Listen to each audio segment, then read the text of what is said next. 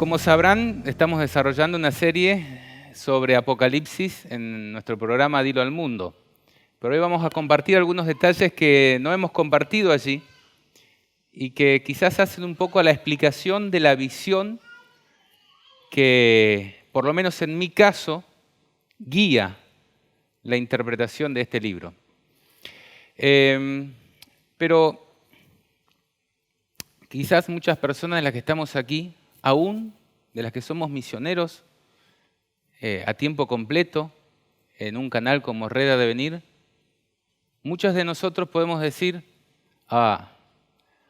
otra vez Apocalipsis.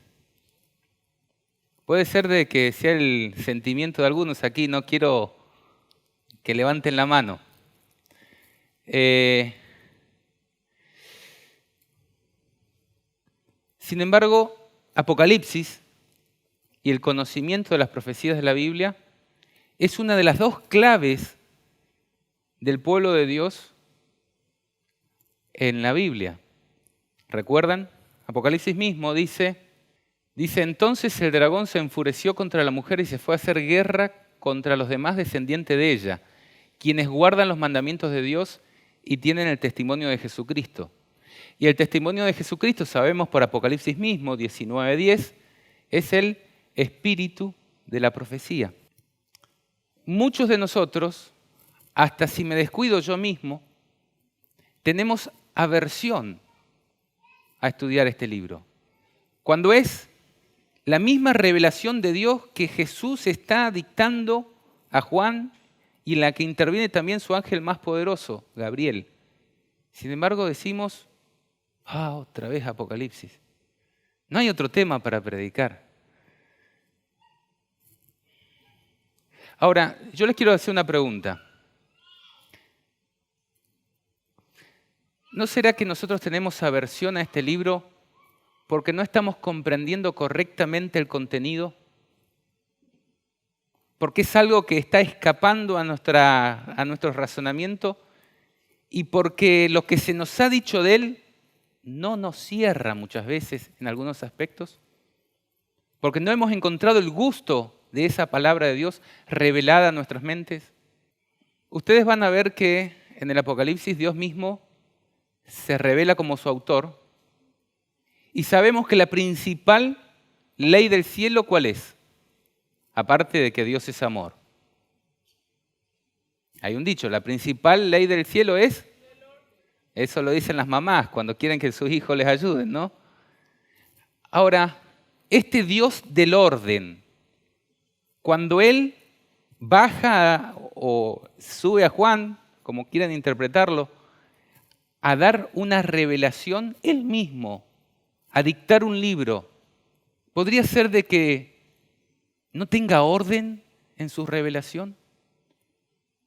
Muchas de las interpretaciones que nosotros hemos oído es como que agarran el libro de Apocalipsis y empiezan, este versículo, ¡pum!,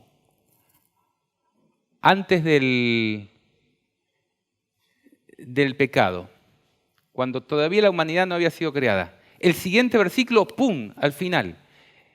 El anterior por ejemplo, en el caso de Apocalipsis 12, ¿no?, a la persecución de los 1260 años. Y es una cosa que nosotros decimos, bueno, pero ¿cómo podemos entender esto? En vez de un Dios de orden, pareciera un maniático el que ha dictado esto. ¿Dónde está el orden? ¿Dónde está la armonía de este libro? Dios es un Dios de armonía. Y los que entienden música acá me van a decir que sí. No hay un Dios que desperdigue su palabra y que no la dé con orden, con armonía. ¿Cuántos de aquí pueden explicar la profecía de Daniel 2, por ejemplo? ¿Puedo ver sus manos? Hasta niños aquí pueden explicar la profecía de Daniel 2. Hay muchos que no levantan la mano, no sé, pero yo sé que sí la pueden explicar. ¿Cuántos pueden explicar la profecía de Daniel 7? Muchos aquí, quizás es un poquito más complicada, pero todavía la podemos explicar. Ahora, si yo les pregunto, ¿y Apocalipsis 9, me lo pueden explicar en detalle? Si ustedes tuvieran que explicárselo así, le dan la Biblia, dice, explíqueselo a una persona que no conoce el Evangelio, o que es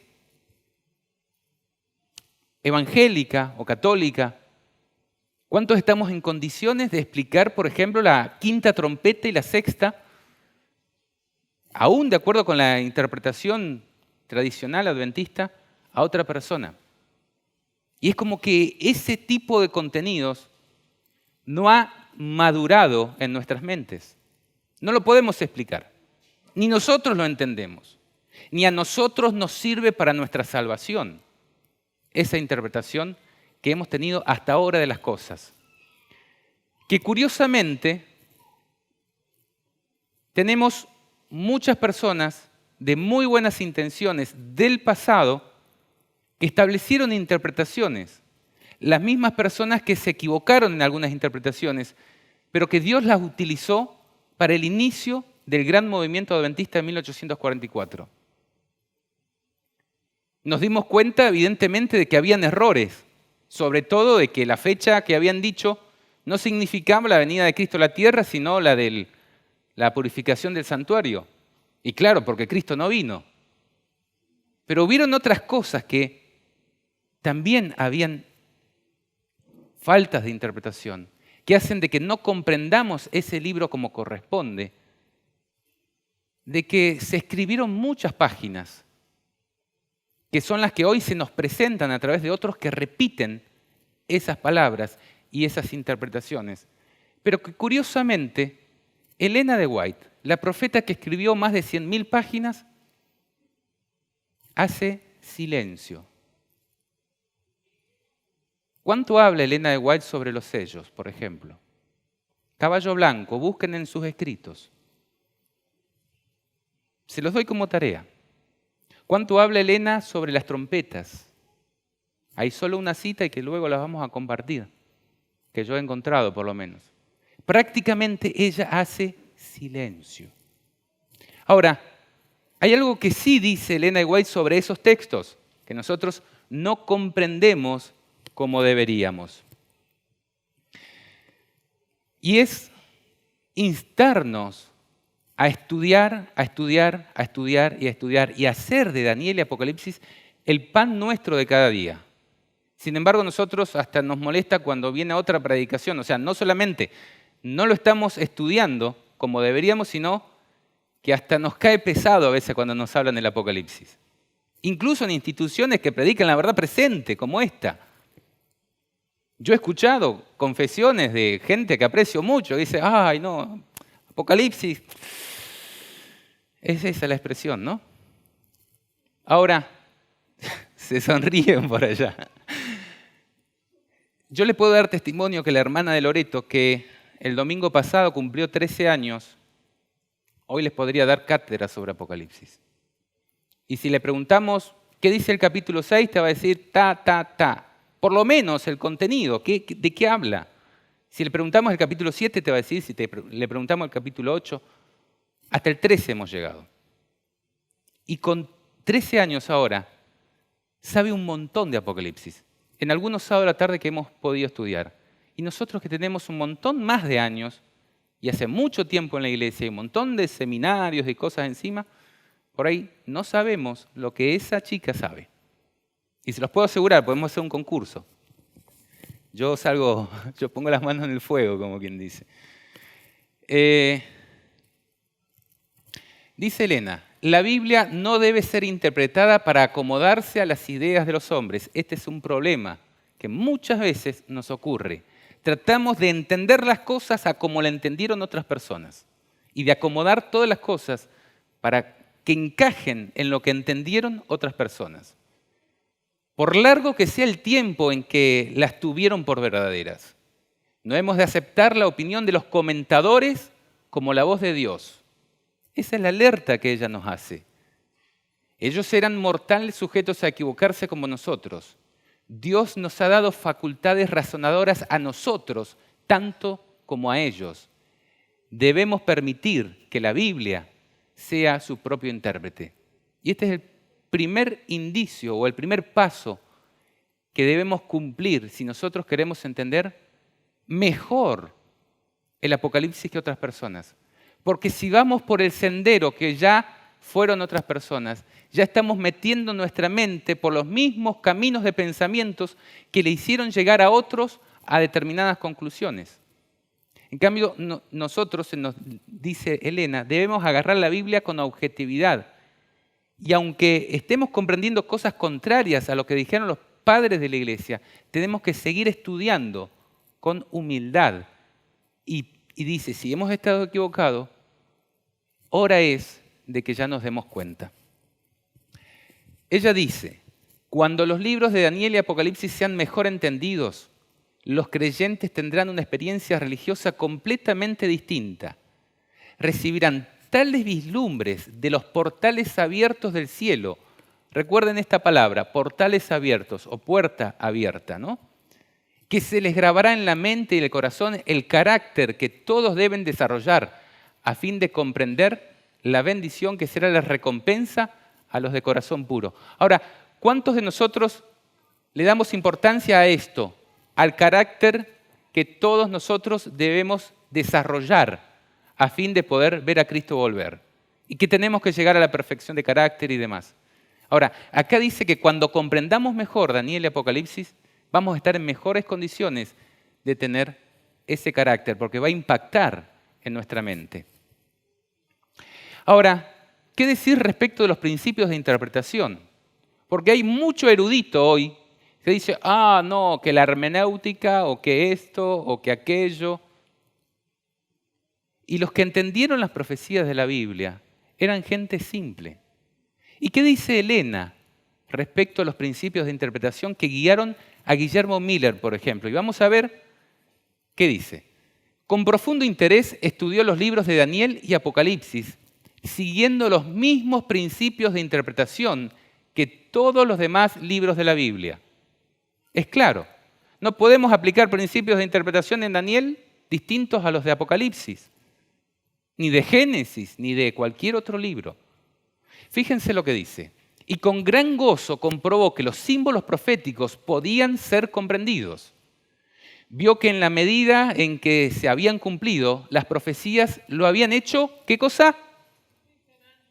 Literalmente. Y que todas las diferentes figuras, metáforas, parábolas, similitudes, etcétera, o estaban explicadas en su contexto inmediato. Este es el primer principio de interpretación.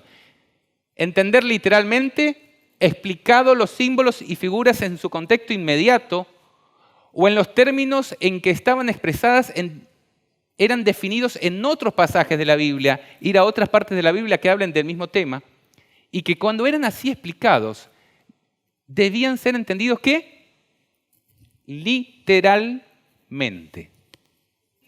Así me convencí, dice Guillermo Miller, de que la Biblia es un sistema de verdades reveladas, dadas con tanta claridad y sencillez, que el que anduviere en el camino trazado por ellas, por insensato que fuere o por simple que fuere, no tiene por qué extraviarse. ¿Sucede eso con Apocalipsis en nuestro caso? ¿Es un conjunto de verdades dadas con sencillez y claridad y que no tenemos camino para perdernos? Dice, eslabón tras eslabón de la cadena de la verdad descubierta vino a recompensar sus esfuerzos. Si nosotros nos dedicamos al estudio, dice, iremos entendiendo más y serán recompensados nuestros esfuerzos. A medida que paso a paso seguían las grandes líneas de la profecía, ángeles del cielo dirigían sus pensamientos y descubrían las Escrituras a su inteligencia. Ahora, ¿cómo podemos pretender que eso suceda con nosotros si no nos abocamos al estudio de Daniel y Apocalipsis? Es imposible. Los ángeles del cielo bajan a ayudar a aquellos que se disponen al estudio. La última cita en relación a nuestra responsabilidad como maestros. Nosotros estamos trabajando en un medio de comunicación. Y un medio de comunicación es un aula abierta al público en general, que cualquiera que prenda un televisor, un celular, una computadora, puede empezar a instruirse por ese maestro que es el medio de comunicación. Dice, a medida que nos acercamos al término de la historia de este mundo, las profecías registradas por Daniel exigen nuestra atención especial puesto que se relacionan con el tiempo mismo en que estamos viviendo. Y eso lo vamos a ver en un ratito, a ver si se relacionan o no. Con ellas deben vincularse las enseñanzas del último libro del Nuevo Testamento, Daniel y Apocalipsis. Satanás, y esto presten atención cada persona que tenga aversión por el libro de Apocalipsis, Satanás ha inducido a muchos a creer que las porciones proféticas de los escritos de Daniel y de Juan el Revelador no pueden comprenderse. Pero se ha prometido claramente que una bendición especial acompañará el estudio de estas profecías. Entenderán los entendidos. Fue dicho acerca de las visiones de Daniel, cuyo sello iba a ser quitado, ¿cuándo? En los últimos días. Claro, muchas profecías, hasta que llegue el tiempo de su cumplimiento, van a ser oscuras para nosotros. Pero si las tenemos claras en nuestra mente, vamos a poder leer el desarrollo de la historia anticipada. Dios cuenta la historia antes de que suceda. Dice, y acerca de la revelación que Cristo dio a su siervo Juan para guiar al pueblo de Dios a través de los siglos, se prometió, bienaventurado el que lee y los que oyen las palabras de esta profecía y guardan las cosas en ella escritas. A continuación quiero expresarles, y este es un poquito el secreto de cómo yo estoy empezando a entender este libro. Ustedes saben que en la forma de Dios revelar la verdad a su pueblo siempre tiene una, podríamos decir, gramática para que los entendamos todos, donde empieza a desarrollar una verdad en una revelación, al centro se encuentra lo principal y luego las conclusiones sobre el mismo, que muchas veces tienen relación con las introducciones a esa revelación principal que se encuentra en el centro. Yo encuentro que el capítulo 12 del libro de Apocalipsis contiene ese secreto fundamental que cuando nosotros entendemos ese punto, vamos a empezar a comprender mejor el desarrollo y el orden de este libro.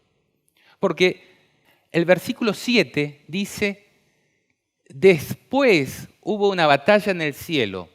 Miguel y sus ángeles luchaban contra el dragón, y luchaban el dragón y sus ángeles, pero no prevalecieron, ni se halló lugar para ellos en el cielo. Y fue lanzado el gran dragón, la serpiente antigua que se llama Diablo y Satanás, el cual engaña al mundo entero. Fue arrojado a la tierra, y sus ángeles fueron arrojados con él. ¿Cuántos hemos aplicado este texto a la rebelión inicial del diablo?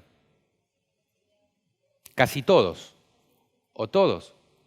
Y es un texto que, en una aplicación paralela, hace referencia también a aquella rebelión. Lo que sucede es que el diablo es un ser que se revela y se revela y se revela, ¿no? Pero aquí está en un contexto muy diferente. Y es de lo que yo les hablaba al principio. Empezamos a tirar un versículo para allá, otro versículo para allá, otro versículo para allá. Ahora, ¿qué pasa si tratamos de entender a Dios como un Dios de orden? Que Él pone las cosas reveladas en orden. Si nosotros leemos antes, vamos a ver que el versículo 6 habla de que la mujer tiene que huir al desierto, donde es sustentada por 1260 días a causa de la persecución del diablo. Y ahí figura en la diapositiva, 1260 días. Y dice, después hubo una batalla en el cielo. Ahora, nosotros cuando interpretamos este texto decimos, antes había habido una batalla en el cielo. ¿Qué pasa si lo entendemos como después? Y yo no puedo explicar todas las razones por las cuales voy a dar algunas conclusiones hoy, pero si ustedes quieren pueden ir a ver el tema 7 batallas que yo presenté en Puerto Rico, en Batallas de Fuego Puerto Rico. Pero esta batalla que se describe aquí en Apocalipsis está haciendo referencia a una batalla judicial entre Miguel y Satanás. Y esa batalla judicial es el juicio de los muertos, que se da en el cielo. Algunos arrugan la cabeza y dicen, pero ¿cómo puede ser? ¿Satanás no había sido expulsado del cielo?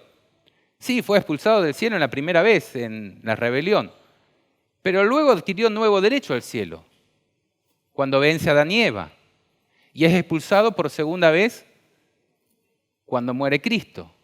Ahora, ¿será que cuando comienza el juicio de Dios, Dios que tuvo tanta paciencia de dejar de que el mal se desenvolviera, que se produjera rebelión en el cielo, de que 6.000 años tengamos que sufrir el pecado y sus consecuencias y la muerte, cuando Él va a iniciar su juicio, ¿no le va a dar lugar al enemigo para defenderse? Bueno, si ustedes leen en el Conflicto de los Siglos el capítulo titulado El juicio investigador, que precisamente trata sobre esto, allí van a ver la presencia de Satanás en el cielo y cómo se desarrolla esta gran batalla entre Dios y el diablo. Está clarísima. Ahora, en el principio Satanás estaba en el cielo como un habitante del cielo y fue expulsado como habitante del cielo. Luego accedió al cielo como gobernador de la tierra. Y fue expulsado del cielo cuando Jesús lo vence en la cruz y Él es el que recibe toda autoridad en el cielo y en la tierra. Entonces, la Biblia dice, si alguno es vencido por alguien, es hecho esclavo del que lo venció. Ahora, cuando Satanás es vencido por Jesús, Jesús es el representante de la humanidad en el cielo. Y ahí comienza su sacerdocio en el cielo, en representación de los hombres. Es el intercesor de los hombres. Ahora, cuando va a comenzar el juicio, Satanás no puede estar en el cielo ni como habitante del cielo, ni como gobernador de la tierra, pero sí está como acusador de los hijos de Dios. Y es expulsado del cielo al final de una etapa de ese juicio investigador, que es donde yo creo es el punto de inflexión en el Apocalipsis. Todo el Apocalipsis ronda alrededor de este punto, donde Jesús vence al diablo en un juicio. Es expulsado el diablo del cielo y comienza una nueva etapa, que es el último gran drama de la historia de este mundo, que es la generación final que habitará sobre la tierra y el juicio de los vivos.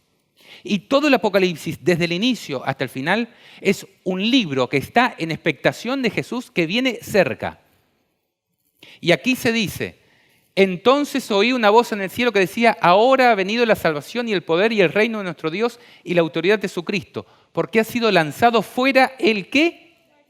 El acusador de nuestros hermanos, el que los acusaba delante de nuestro Dios día y noche. El diablo pelea una batalla no con armas militares en este caso, sino con armas judiciales. Y ellos le han vencido por medio de la sangre del Cordero. Si esta batalla se refiriera a la rebelión inicial de Lucifer, ¿en qué contexto están los 1260 días de persecución? ¿Y en qué contexto están que han vencido por medio de la sangre del Cordero? Tenemos que empezar a revolear un versículo para un lado y otro versículo para otro. ¿Se entiende lo que yo digo del orden del Apocalipsis? Ahora, cuando comprendemos que esto es una batalla judicial y que acá estamos en el punto de inflexión del, podríamos decir, ¿cómo se dice en las películas? Cuando se está terminando la película, el desenlace de la trama de la película. Y acá dice, por lo cual alegraos cielos y los que moráis en ellos, y ay de los moradores de la tierra y del mar, porque el diablo ha descendido a vosotros sabiendo que le queda poco tiempo. ¿Esto cuándo fue? ¿Cuando todavía quedaban 6.000 años? Imposible, porque Jesús no había muerto, la sangre del Cordero no había sido derramada, ni había sido creada la humanidad. Fue cuando todavía quedaban 2.000 años y Satanás es expulsado del cielo cuando Jesús vence. 2.000 años es bastante tiempo. Yo entiendo que es en el final, en el desarrollo del conflicto por los vivos, que es lo que presenta Apocalipsis.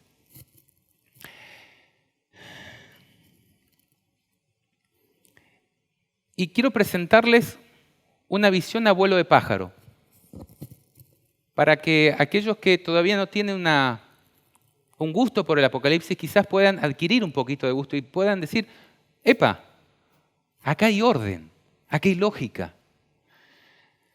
En Apocalipsis 1 nosotros tenemos la presentación del libro de Apocalipsis. Y no solamente la presentación del Apocalipsis, sino la visión del Hijo del Hombre, como glorificado y resucitado, ¿no? Y que es quien va a dar el Apocalipsis. En un tiempo en que, dice el versículo 1 y el versículo 3, porque el tiempo está cerca. Y el versículo, si no me equivoco, el 7 dice, he aquí vienen las nubes de los cielos, y todo ojo le verá, aún los que les traspasaron. Todas las tribus de la tierra harán lamentación por él. Sí, estamos en un contexto donde estamos próximos a esta venida. Todo el libro se va a desarrollar en esa visión. A veces se va a ir para atrás para explicar un punto del presente. Pero van a ver el orden y la lógica de esas idas para atrás. En el capítulo 1, como les decía, tenemos la visión del Hijo del Hombre, que se le presenta a Juan para revelarle el tiempo de la segunda venida. En el capítulo 2 tenemos un mensaje dado por Jesús a su iglesia, una iglesia que inmediatamente a su ascensión a los cielos empezaba a sufrir infiltración de personas que decían ser y no eran, persecuciones, tibieza y frialdad. Y Dios da un mensaje a esa iglesia. En el capítulo 3 ya estamos llegando al final del tiempo, rápidamente, y se presenta la iglesia de Dios en los últimos días. Cuando presenta a Filadelfia, presenta a la iglesia vencedora. Cuando presenta a la Odisea, presenta la parte de la iglesia que está por ser zarandeada y que es fuertemente sacudida por Dios diciéndole, unge tus ojos con colirio para que veas, compra de mí la verdad, el oro refinado en fuego. Ahora, la iglesia de Filadelfia es muy importante porque precisamente está ahí donde yo les digo que está el meollo del Apocalipsis. Frente a la iglesia de Filadelfia se dice, he puesto delante de ti una puerta abierta. ¿Qué se iba a abrir ante los que estudiaran Daniel y Apocalipsis? Los portales abiertos del cielo, habíamos leído en Elena de White. Bueno, aquí se presenta, he aquí he puesto una puerta abierta delante de ti, la cual nadie puede cerrar. Y esta iglesia podemos conocer que se trata de los vencedores, de los 144.000. ¿Por qué? Porque es sencillo, lo dice. Dice, yo también te guardaré de la hora de prueba que ha de venir sobre el mundo entero, para probar a los que moran sobre la tierra. Esa hora de prueba es el tiempo de gran angustia. Y por si quedaban dudas, dice, al que venciere, yo le haré columna en el templo de Dios. ¿Quiénes van a habitar en el templo de Dios? Sino los 144.000. Eso está claro en el contexto de Apocalipsis 7 y 14. Dice, y nunca más saldrá de allí. Lo aclara. Vivirá en la Nueva Jerusalén. Y escribiré sobre él el nombre de mi Dios, el nombre de la ciudad de mi Dios y mi nombre nuevo, dice. La iglesia de Filadelfia, bien digo, es la iglesia que va a ver a Cristo regresar. Y acá tenemos una puerta abierta. Ahora, interesante, hemos visto capítulo 1, se presenta a Jesús. Capítulo 2 se presenta a la iglesia y las pruebas que iban a tener que venir. Capítulo 3 se amplía detalles sobre la iglesia del tiempo del fin. Capítulo 4. ¿Qué se presenta en el capítulo 4? Dice, después, otra vez aparece la palabra después de esto. Miré y aquí una puerta abierta en el cielo. La misma puerta que se aparece ante Filadelfia. Dice, y la primera voz que oí como de trompeta, que es la de Cristo, hablando conmigo, dijo, sube acá y yo te mostraré las cosas que sucederán después de estas. Entonces, por si nos quedaba duda de que después de esto se refería a después del mensaje a las iglesias, después de ese tiempo, acá nos dicen las cosas que sucederán después de estas. Se reitera, ¿no? Dice, al instante yo estaba en el Espíritu y aquí un trono establecido en el cielo. En el capítulo 4, la visión nos presenta y nos traslada al lugar santísimo del santuario celestial, donde se encuentra Dios, porque la visión inicia en otro departamento, en el lugar santo, pero se abre otra puerta y le dice, sube acá. Y cuando sube, entra ante el trono de Dios. Pero la escena del trono es algo particular, porque alrededor del trono se encuentran también 4 seres vivientes, que son los querubines que velan la gloria de Dios. Pero además de eso hay 24 tronos. ¿Dónde estaban esos 24 tronos en el lugar santo? ¿Qué función tendrían esos? Yo no lo encuentro. Yo veo que de acuerdo a Daniel 7, 9 al 10, nos revela, y esto si quieren más detalles, vean el programa anterior de Dilo al Mundo. No puedo repetir todo lo que dije ahí. Pero hay muchos pasajes más que este. Este es clave, dice, en Daniel 7, Daniel y Apocalipsis son libros que se complementan. Estuve mirando hasta que fueron puestos tronos. Estos que aparecen en Apocalipsis, en Daniel dice cuándo fueron puestos. Y se sentó un anciano de días cuyo vestido era blanco como la nieve. O sea, tenemos un anciano, que es Dios, y tenemos 24 ancianos, que ya vamos a ver quiénes son. Dice, cuyo vestido era blanco como la nieve, lo describe. Dice, un río de fuego procedía y salía delante de él, millares de millares le servían, millones de millones asistían delante de él. El juez se sentó y los libros fueron abiertos. Entonces, cuando se ponen los tronos en el cielo, ¿cuándo es? ¿Cuándo comienza el juicio? Exactamente, cuando pasa la etapa del lugar santísimo. Esto cumple la profecía de los 2300 días que forma parte de la identidad adventista, donde llegamos a 1844 como la fecha de inicio del juicio. Allí se ponen tronos y comienza el juicio. Pero Apocalipsis dice que estaban puestos y estaban sentados. Así que es una escena que es posterior a esta.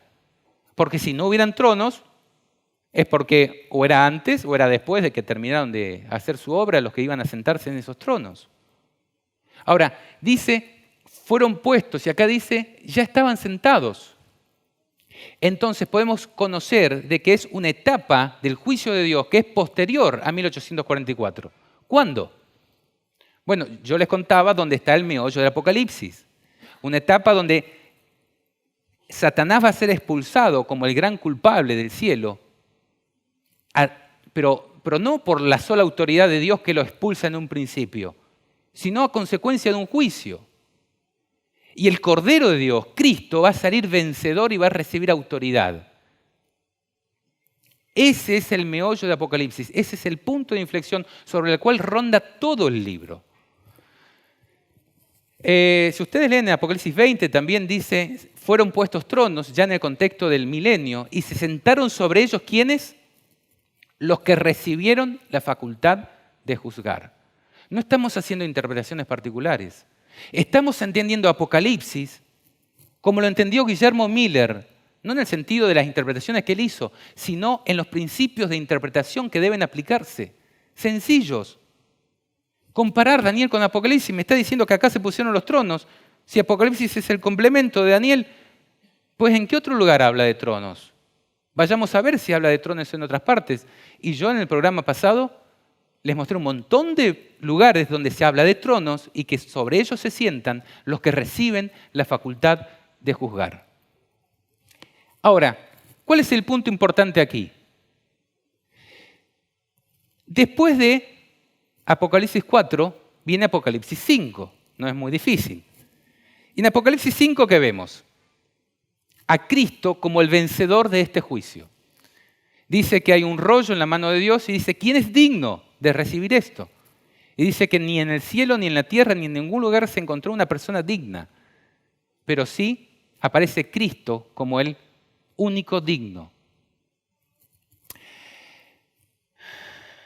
Y ahí quiero comparar de nuevo, volver a Apocalipsis 12, que yo les digo que es el centro, con estas palabras. En Apocalipsis 12 se dice, y oí una gran voz en el cielo que decía, ahora ha llegado la salvación, el poder y el reino de nuestro Dios y la autoridad de su Cristo, porque ha sido arrojado el acusador de nuestros hermanos, ¿no?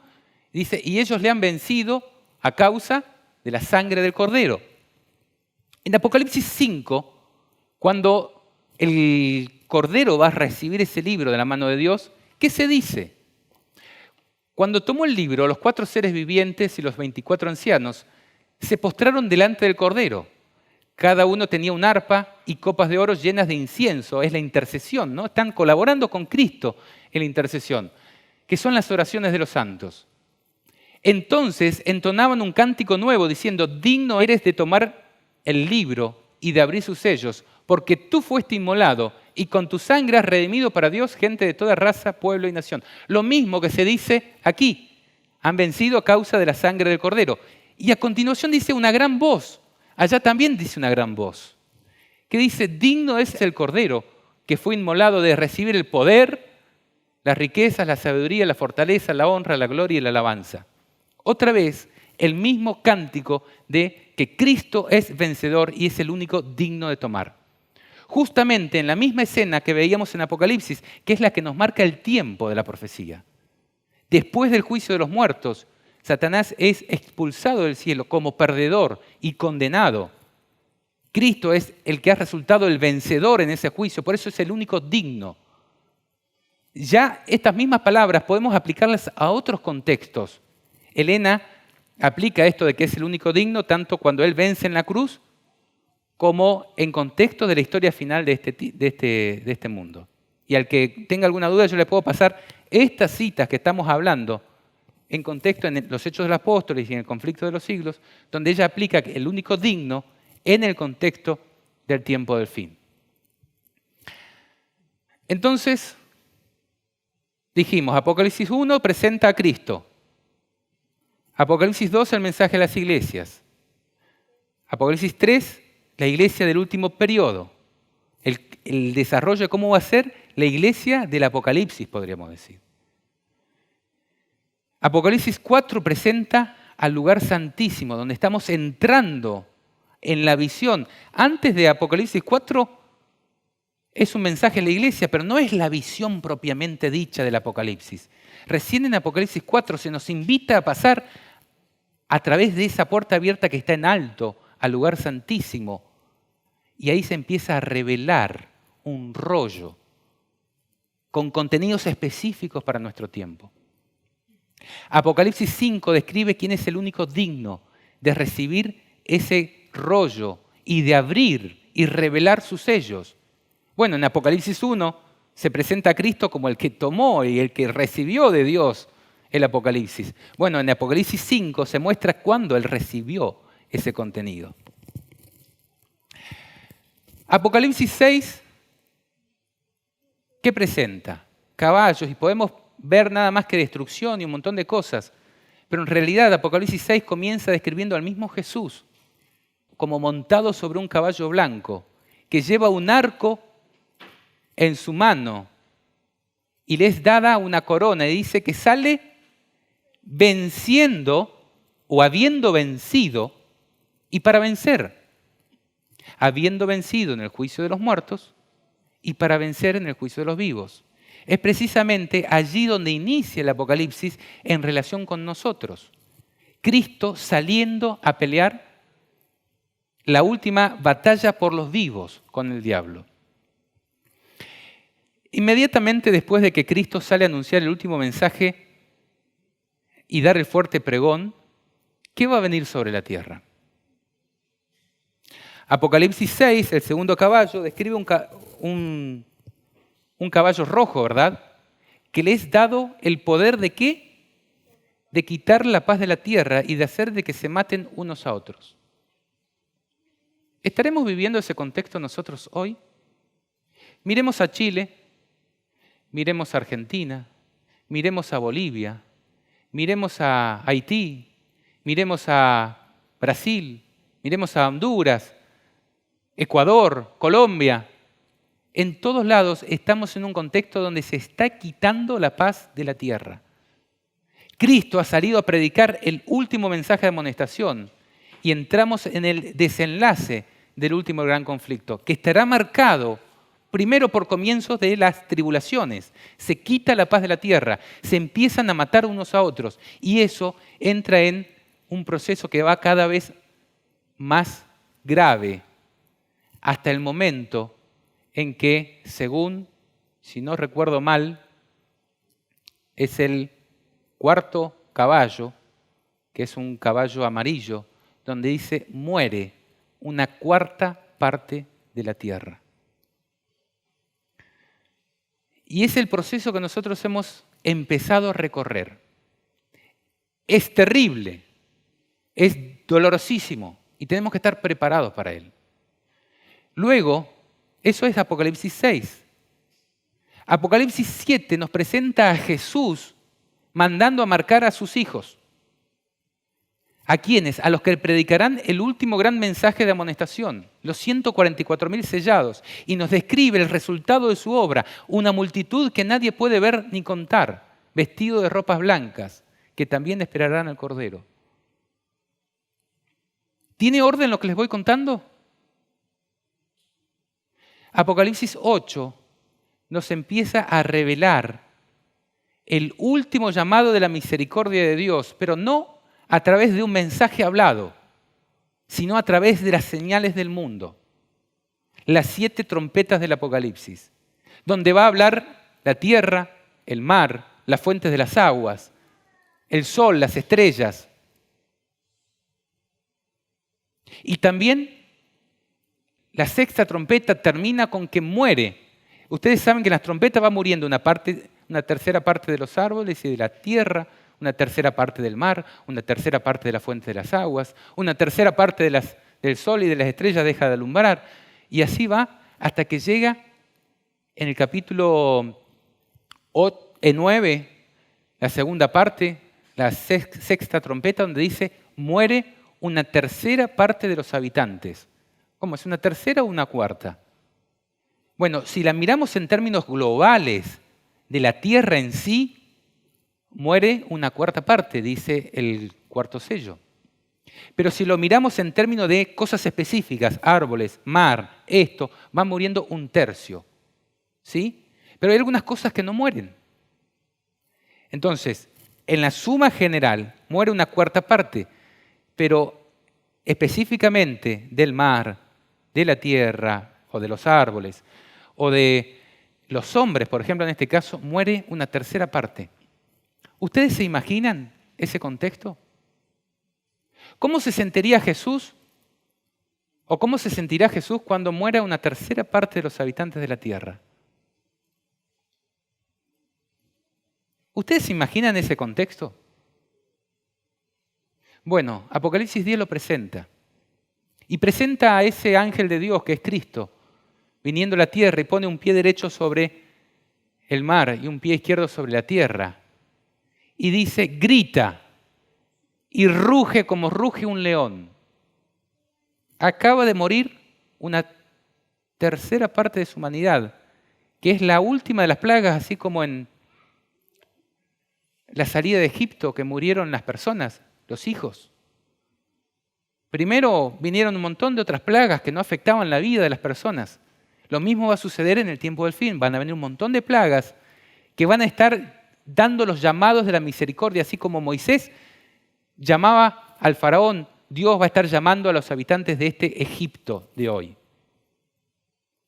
Y al final de ese plazo mueren las personas, en la 6ª trompeta. Y ahí se presenta a Jesús como así. ¿Ustedes se imaginan a Jesús bramando como un león? Acaban de morir un tercio de sus cachorros, un tercio de los habitantes de la tierra. Y en ese contexto, Él jura por Dios mismo que el tiempo no será más. Tenemos que estudiar el Apocalipsis en orden. Y ahí da algunas revelaciones añadidas que nosotros tenemos que entender del capítulo 10.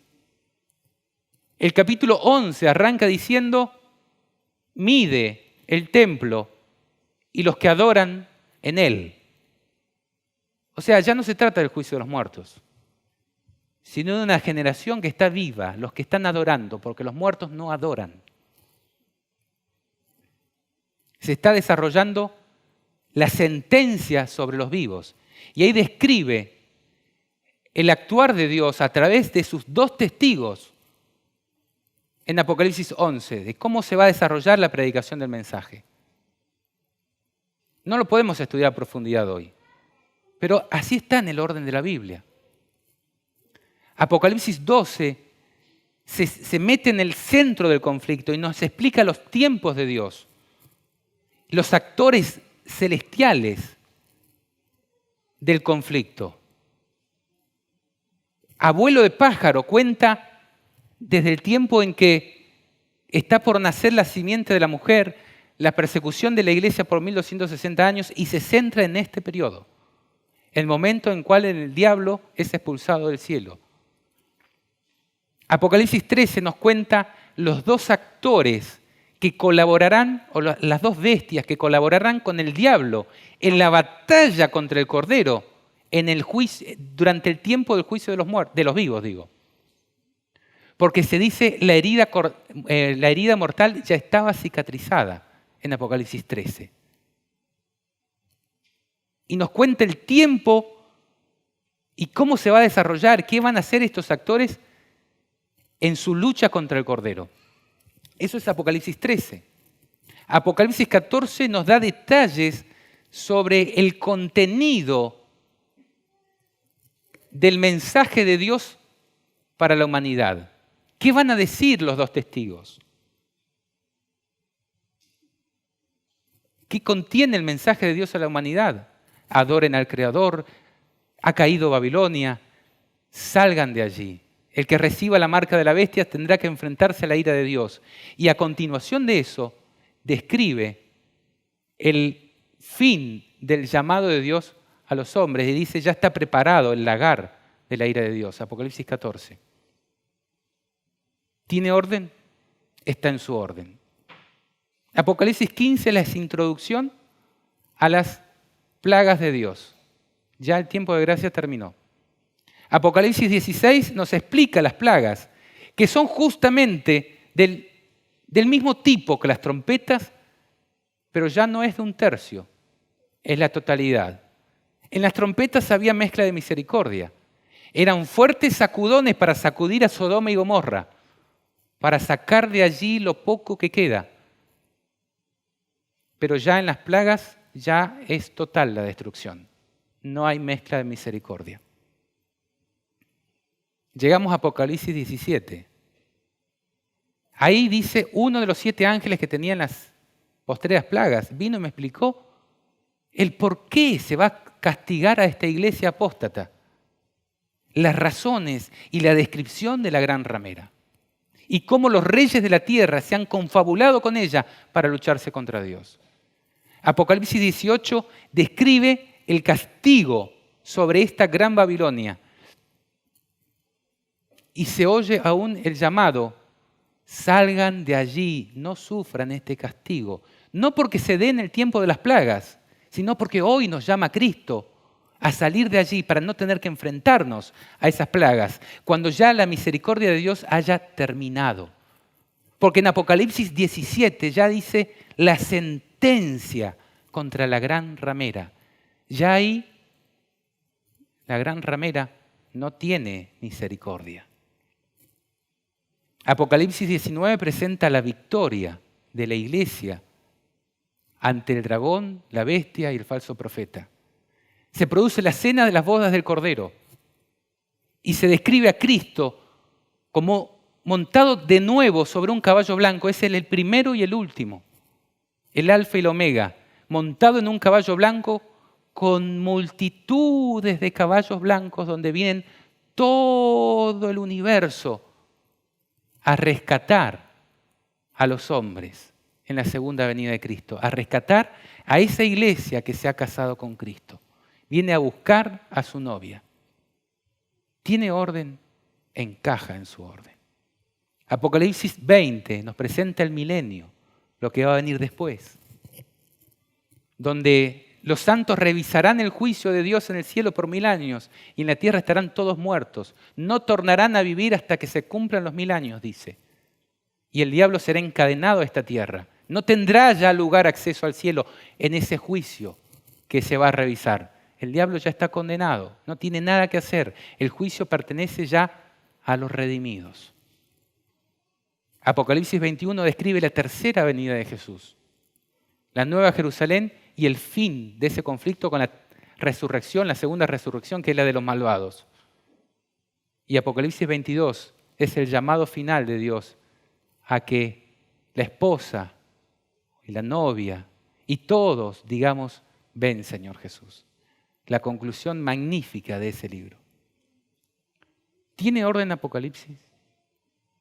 ¿Es bello Apocalipsis? Es la revelación del mismo Dios para nosotros hoy. ¿Vamos a ponernos a estudiar Apocalipsis? Todos los días, a ver si podemos empezar a descubrir la verdad, porque se nos dijo cuando comprendamos mejor Apocalipsis. Se verá entre nosotros un gran reavivamiento.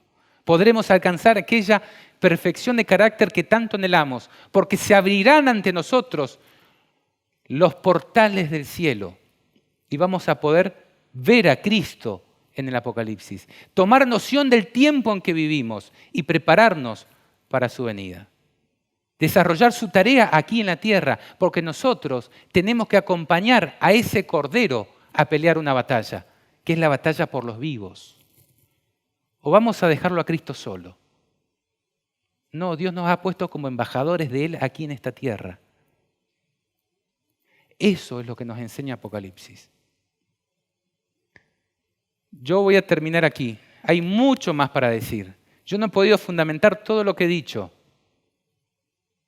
pero si he podido despertar la investigación de ustedes, este tema habrá cumplido su objetivo. Los invito a ponernos de rodillas y orar.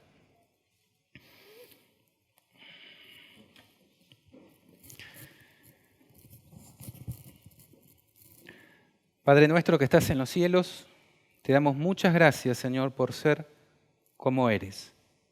Un Dios que se ha hecho hombre para mostrarnos el camino de la victoria y que en los momentos de mayor perplejidad y necesidad, tú te nos revelas, así como te revelaste a Juan en su destierro y en sus prisiones, y nos revelas la gloria del trono de Dios y la gloria y el poder del Cordero. Ayúdanos a poder poner nuestros ojos en esos portales abiertos que has abierto delante de nosotros. Poder contemplarlos y entenderlos cada día más. Porque ha llegado el tiempo de su cumplimiento, Señor, y tenemos que entender tu palabra como no la hemos entendido. Te pido que puedas poner tu espíritu en nosotros, que así como fueron reveladas todas estas profecías a través de tu espíritu, por el mismo espíritu nosotros podamos comprenderla. Porque es imposible seguir métodos humanos, limitados, cuadrados, en el estudio de tus profecías. Necesitamos tener tu espíritu para comprender los símbolos, comprender las intenciones, comprender las escenas que se desarrollan en el Apocalipsis. Y pon también no solamente amor por tu palabra, sino amor por las personas que perecen por falta de conocimiento. Son favores que te los ruego todo en el nombre del único digno en el cielo y en la tierra, el Cordero de Dios que quita los pecados de este mundo, Cristo Jesús. Amén.